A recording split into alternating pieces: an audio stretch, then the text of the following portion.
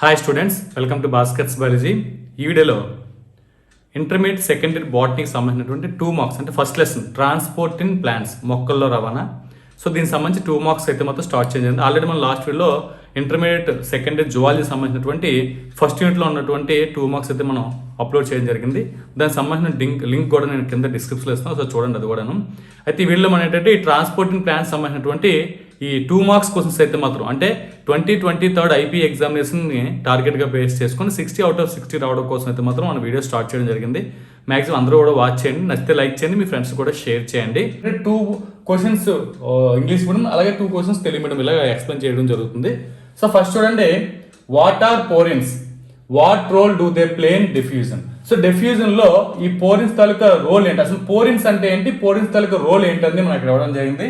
ఇక్కడ చూడొచ్చు ఆన్సర్ చూస్తే, ఆన్సర్ చూడండి, porins are a kind of protein channels. ఈ పోరిన్స్ అనేవి ఏంటంటే ఒక ప్రోటీన్ ఛానల్స్.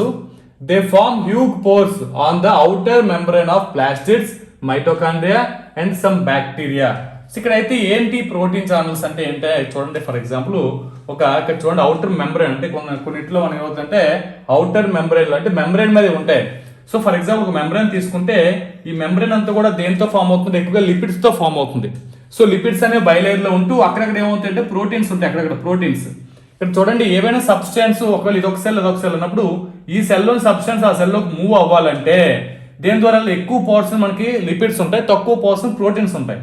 కాబట్టి లిపిడ్స్ లో ఏవైతే సాల్యుబిలిటీ ఉందో అవన్నీ కూడా ఫాస్ట్ గా అవతలకు వెళ్తాయి. కానీ కొన్ని ఏమవుతుంది లిపిడ్స్ ద్వారా అవతలకి వెళ్ళలేవు. అంటే ఇదొక సెల్ మధ్యలో మెంబ్రేన్ ఉంటే చెప్తున్నాను. అప్పుడు ఏమవుతాయంటే వీటిని పక్కకు పంపించాలి. సో పంపించడం కోసం ఆల్రెడీ కాన్సన్ట్రేషన్ గ్రేడియంట్ ఉంది, ఇక్కడ హై ఉంది, ఇక్కడ లో ఉంది. ఇక్కడ నుంచి సబ్స్టెన్స్ ఇక్కడ మూవ్ అవ్వాలి. కొన్ని సబ్స్టెన్స్ లిపిడ్స్ లో డిజాల్వ్ అయినాయి కాబట్టి అవి ఏమైంది దీని ద్వారా వెళ్ళిపోయినాయి. సో లిపిడ్స్ లో డిజాల్వ్ అవ్వలేని ఏమైనా అవి మనకు కంపల్సరీగా ప్రోటీన్స్ ద్వారా మాత్రం వెళ్ళాలి. ఈ ప్రోటీన్స్ అనేవి ఒక ఛానల్స్ కింద హోల్స్ కింద ఉంటాయి. ఈ హోల్స్ ని, ఈ ప్రోటీన్ తో ప్రొడ్యూస్ అయిన ఈ హోల్స్ ని మనం ఏంటంటే పోరిన్స్ అన్నాం. అందుకే గురించి porins are a kind of protein channels, అంటే ప్రోటీన్ తో ఫార్మ్ అయిన ఛానల్స్ కింద అయితే మాత్రం ఉంటాయి. ఈ దీనికి కనెక్షన్ చేస్తూ మధ్యలో హోల్ కింద ఉంటాయి. అందుకని చూడండి, దే ఫార్మ్ హ్యూజ్ పోర్స్. ఇవి మనకేంటే ఒక హోల్స్ ని, ఒక రంధ్రాలని కలిగి ఉంటాయి, హోల్స్ లాగా. దాని ద్వారా ఏమవుతుందంటే ఇవి ఎక్కువ ఎక్కడే ఉంటాయి, ప్లాస్టిక్ తాలూకు మెంబ్రేన్ అవుటర్ మెంబ్రేన్ లో ఉంటాయి, అలాగే మైటోకాండ్రియా అవుటర్ మెంబ్రేన్ లో ఉంటాయి, అలాగే సమ్ బ్యాక్టీరియా తాలూకు అవుటర్ మెంబ్రేన్ ఉంటాయి. చూడండి, they allow small size protein molecules to defuse through them. దాని ద్వారా ఏమవుతాయంటే చిన్న ప్రోటీన్స్ అన్ని కూడా దాని ద్వారా పాస్ అయ్యి, అంటే ఏదైతే ప్రోటీన్ ఛానల్ ద్వారా పాస్ అయ్యే విధంగా చేస్తాయి. దస్ పోరిన్స్ కాజెస్ ఫెసిలిటేటెడ్ డిఫ్యూజన్. అంటే ఇక్కడ లిపిడ్ ద్వారా వెళ్ళిపోతున్నాయి అవుటర్, అంటే ఈ సెల్ నుంచి ఆ సెల్కి వెళ్తున్నాయి ఫర్ ఎగ్జాంపుల్ అనుకుంటే. అయితే ఇలాంటి ఈ మెంబ్రేన్ ద్వారా, ఫర్ ఎగ్జాంపుల్ మైటోకాండ్రియా మెంబ్రేన్ మీద ఉంది, మెంబ్రేన్ నుంచి బయటికి వెళ్ళాలంటే ఈ ఏదైతే మనకి లిపిడ్స్ లో సాల్యుబిలిటీ ఉందో వెళ్ళిపోతాయి. లిపిడ్స్ లో సాల్యుబిలిటీ లేని వాటిని కంపల్సరీ మనం ఫెసిలిటేట్ చేయాలి. ఫెసిలిటేట్ అంటే అవి వెళ్ళడానికి మనం రూట్ ఇవ్వాలి. ఆ రూటే మనం ఏంటంటే ఈ పోరిన్స్ అనేవి ఉంటాయి. ఈ ప్రోటీన్ తో ఫామ్ అయిన పోరిన్స్ నే ఈ ఫెసిలిటేట్ చేస్తాయి. దేన్ని, డిఫ్యూజన్ ని ఫెసిలిటేట్ చేయడం జరుగుతుంది. సో అది దీనికి సంబంధించినది. ఇది ఫస్ట్ క్వశ్చన్. అదేవిధంగా సెకండ్ క్వశ్చన్ కూడా చూద్దాం మనం. Second question, define water potential. What is the value of water potential of pure water. అసలు వాటర్ పొటెన్షియల్ అంటే ఏమిటి, వాటర్ పొటెన్షియల్ తాలూకు వాల్యూ, ప్యూర్ వాటర్ తాలూకు వాటర్ పొటెన్షియల్ వాల్యూ ఎంత ఉంటుందని చెప్పి అడగడం జరిగింది. చూద్దాం, వాటర్ పొటెన్షియల్ దీన్ని మనం సై అంటాం, సై డబ్ల్యూ అంటే ఇక్కడ దీన్ని మనం పిఎస్ఐ సై అని చెప్తాం మనం, పిఎస్ఐ. దీన్ని మనం సై సింబల్ చూస్తే మనం సింబల్ చూపిస్తాం. సై డబ్ల్యూ అంటే వాటర్ పొటెన్షియల్. సో ఈ రకంగా వాటర్ పొటెన్షియల్ సింబల్ ఏంటంటే సై డబ్ల్యూ. ఇక్కడ చూద్దాం, the measure of relative tendency of water to move from one part to another part is called water. అంటే ఒక రకంగా ఒక మెజర్మెంట్ అనొచ్చు. సో మెజర్మెంట్ అంటే వాటర్ అనేది ఒక ప్లేస్ నుంచి ఇంకో ప్లేస్ కి ఎంత వెళ్తుంది, సో ఎంత వెళ్తుందని మెజర్ చేయడానికి. అందుకని మనకి చూడండి, the measure of relatively tendency of water to move from one part to another part. ఒక పార్ట్ నుంచి ఇంకో పార్ట్ కి ఎంత వాటర్ మూవ్ అవుతుంది అంటే ఒక మెజర్ చేస్తాం. ఆ మెజర్మెంట్ ఏంటంటే వాటర్ పొటెన్షియల్ అంటే. ఫర్ ఎగ్జాంపుల్ డిస్టెన్స్ మన లెంగ్త్ అంటే కిలోమీటర్స్లోను లేదా మీటర్స్లోను ఇలా మనం చేంజ్ అవుతుంది. వెయిట్ని మనం గ్రామ్స్లోను మిల్లీగ్రామ్స్లో ఇలా మనం కొలుస్తాం. అదేవిధంగా వాటర్ మెజర్ చేయడానికి యూజ్ చేసేదాన్ని మనం ఏంటంటే వాటర్ పొటెన్షియల్ అనొచ్చు. అయితే చూడండి, the value of water potential of pure water is taken as 0. ఇక్కడ చాలా ఇది ఇంపార్టెంట్. అంటే వాటర్లో ఎటువంటి సబ్స్టెన్స్ కలపలేదు, ప్యూర్ వాటర్ ఉంది. ప్యూర్ వాటర్ వాటర్ పొటెన్షియల్ 0 అవుతుంది. మరి వాటర్లో ఏమైనా సాల్ట్స్ కానీ ఏమైనా షుగర్ కానీ ఏమైనా యాడ్ చేసాం అనుకోండి, వాటర్ పొటెన్షియల్ తగ్గుతుంది. అంటే ప్యూర్ వాటర్ అంటే కాన్సన్ట్రేషన్ తగ్గుతుంది కాబట్టి ఆటోమేటిక్గా నెగిటివ్ అవుతుంది. ప్యూర్ వాటర్కి వచ్చేసరికి అవుతుంది జీరో ఉండడం జరుగుతుంది. అంటే ప్యూర్ వాటర్కి వాటర్ పొటెన్షియల్ ఎప్పుడు కూడా జీరో, అంటే డిస్టిల్ వాటర్ వచ్చేసరికి అవుతుంది జీరో అవుతుంది ప్యూర్ వాటర్ తీసుకుంటే. ఆ రకంగా ఇక్కడ మనం చెప్తాం. ఇది ఒకసారి తెలియడం కూడా మనం ఎక్స్ప్లెయిన్ చేద్దాం. ఈ లెసన్ నుంచి మనకి పబ్లిక్ ఎగ్జామినేషన్లో ఒక 2 మార్క్స్ అయితే మాత్రం రావడం జరుగుతుంది. కాబట్టి మన 2 మార్క్స్లో కాంప్రమైజ్ అవ్వకూడదు. మ్యాక్సిమం ప్రతి క్వశ్చన్ కూడా మీరు చదివే ప్రయత్నించండి. నేను ప్రతి క్వశ్చన్ కూడా ఎక్స్ప్లెయిన్ చేయడం జరుగుతుంది.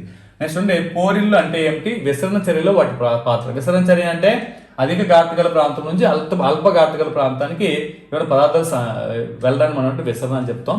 అయితే ఇక్కడ చూడండి, ఫస్ట్ పోరిల్లు ఒక రకమైన ప్రోటీన్ తూములు అంటే ఒక రకంగా వారధులు అని చెప్తాను, ఒక రకంగా ఉంటాయి. ఇవి ఏం చేస్తాయి, ఈ ప్రోటీన్తో ఫామ్ అవుతాయి. పోరిల్లు అని కూడా ప్రోటీన్తో ఏర్పడతాయి. ఈ ప్రోటీన్తో ఏర్పడిన తూములనే మనం అంటే పోరిల్లు అంటాం. అసలు ఏంటి తూములు, ఏం చేస్తాయంటే ఇవి ప్లాస్టిడ్లు, మైటోకాండ్రియా మరియు కొన్ని బ్యాక్టీరియా వెలుపల త్వచంలో పెద్ద రంధ్రాలను ఏర్పరుస్తాయి. ఇవి ఏం చేస్తాయంటే ఇది బ్యాక్టీరియా, ప్లాస్టిక్లు అవ్వచ్చు, మైటోకాండ్రియా అవ్వచ్చు, అదే కొన్ని బ్యాక్టీరియా తాలూకు త్వచం ఉంది, అవుటర్ సైడ్ వెలుపల త్వచం. వెలుపల త్వచం అంతా కూడా దేంతో ఫామ్ అవుతుంది, ఏ త్వచం సరే మ్యాక్సిమం లిపిడ్లతోనే ప్రోటీన్తో ఫామ్ అవుతాయి. అక్కడక్కడ కొన్ని ప్రోటీన్స్ ఉంటాయి.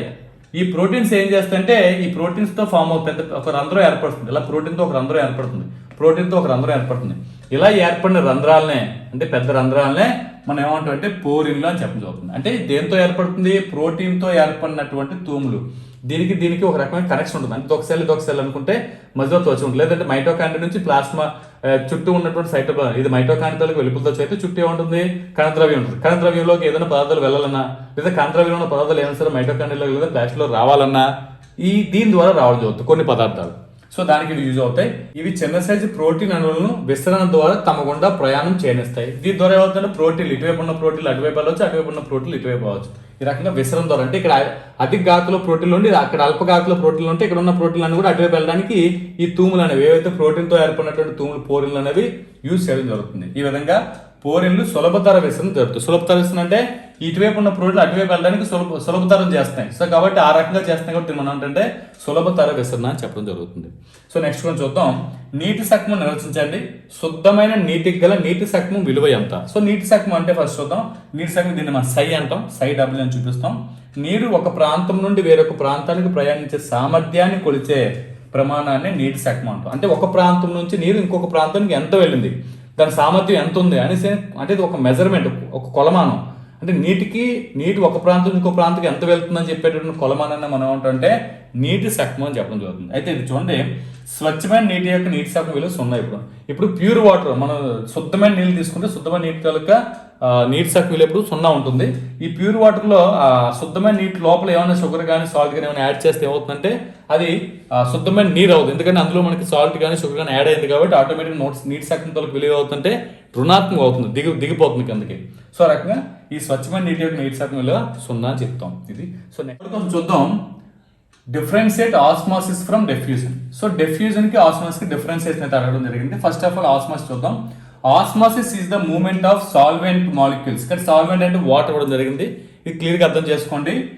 Osmosis is the movement of solvent, ఇక్కడ water molecules from a lower concentrated solution to a higher concentrated solution. ఇక్కడ కాన్సన్ట్రేషన్ సొల్యూషన్ అయితే కాన్సన్ట్రేషనే, కానీ ఏం మూవ్ అవుతుందంటే సాల్వెంట్ మూవ్ అవడం జరుగుతుంది, అంటే వాటర్ మూవ్ అవడం జరుగుతుంది ఇక్కడ. సో హయ్యర్ కాన్సన్ట్రేషన్ నుంచి ఇక్కడ చూడండి, from a lower concentrated solution. Lower concentrated solution అంటే కాన్సన్ట్రేట్ తక్కువ ఉందంటే వాటర్ ఏమైంది అక్కడ హైగా ఉన్నట్టు. To a higher concentration. Higher concentrate solution అంటే అర్థం ఏంటంటే అందులో ఉన్నటువంటి ఈ వాటర్ కాన్సన్ట్రేషన్ తక్కువ ఉంది కాబట్టి ఏమవుతుంది, వాటర్ పరంగా చూసుకుంటే అంటే ఇక్కడ సాల్వెంట్ పరంగా చూసుకుంటే ఏమవుతుంది, హై నుంచి లోకే వెళ్తుంది. కానీ ఇక్కడ మనం చెప్పే కాన్సన్ట్రేషన్ బేస్ చూసుకుంటే lower concentration solution to a higher concentration solution చెప్పడం జరుగుతుంది. ఇది మనకి ఇవ్వడం జరిగింది.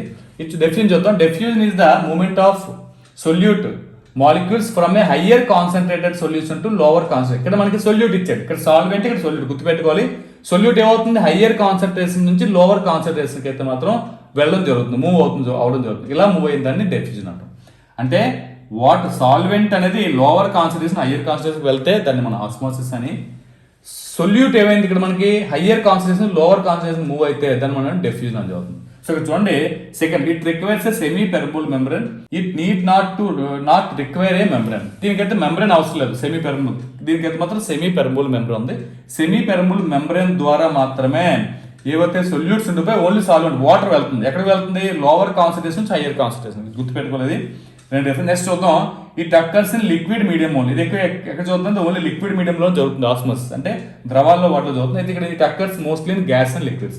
గ్యాస్ లో జరుగుతుంది, లిక్విడ్స్ లో కూడా జరుగుతుంది, రెండులో కూడా జరుగుతుంది. దీనికి ఎగ్జాంపుల్ చూడండి, osmosis of water across the plants. Plant cell లో ఈ ఆస్మోసిస్ ద్వారా ఏమవుతుంది?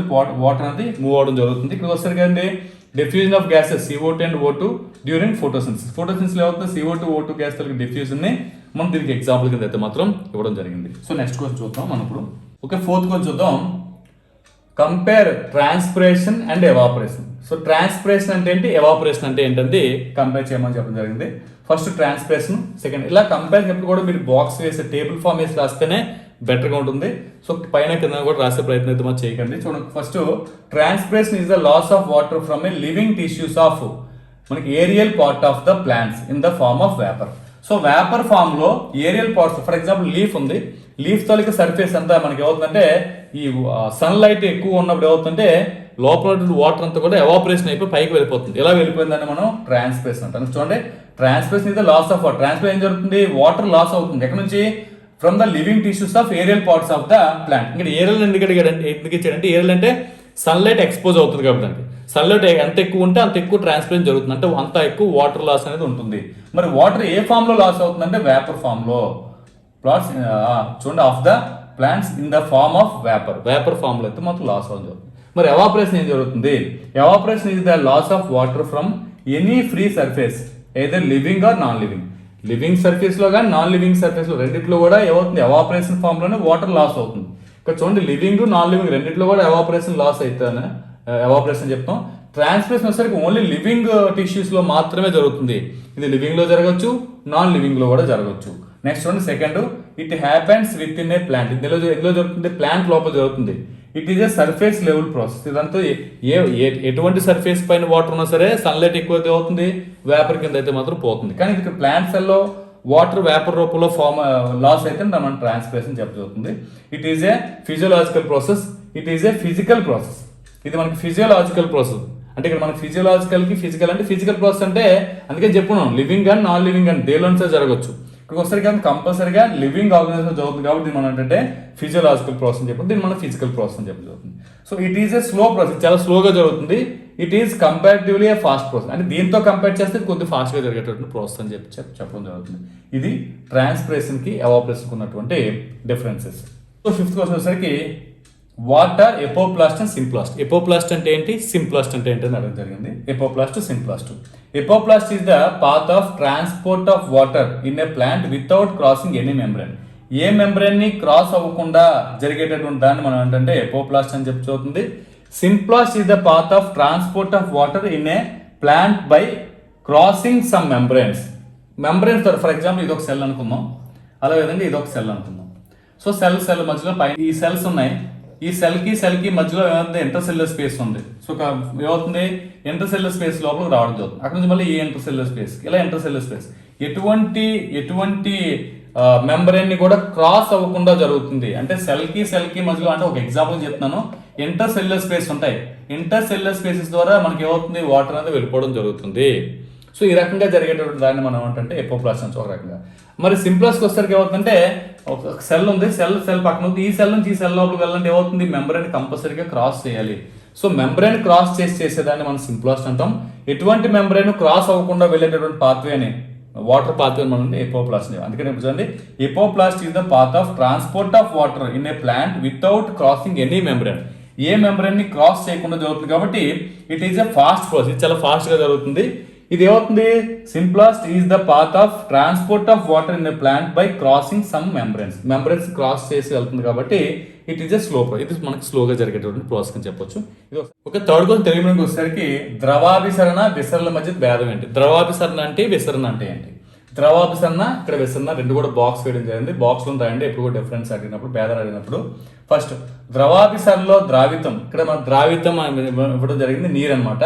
అణువులు తక్కువ గాఢత నుండి అధిక గాఢత వైపుకు ప్రయాణిస్తాయి. ఇది ఇప్పుడు కూడా తక్కువ గాఢత అధిక గాఢత వైపు ఏ ప్రయాణిస్తాయి అంటే ద్రావితం ప్రయాణిస్తుంది. గుర్తుపెట్టుకోవాలి, ఏదైతే మనం కలిపిన అంటే వాటర్లో షుగర్ కలిపినప్పుడు ఇక్కడ ఏమవుతుంది?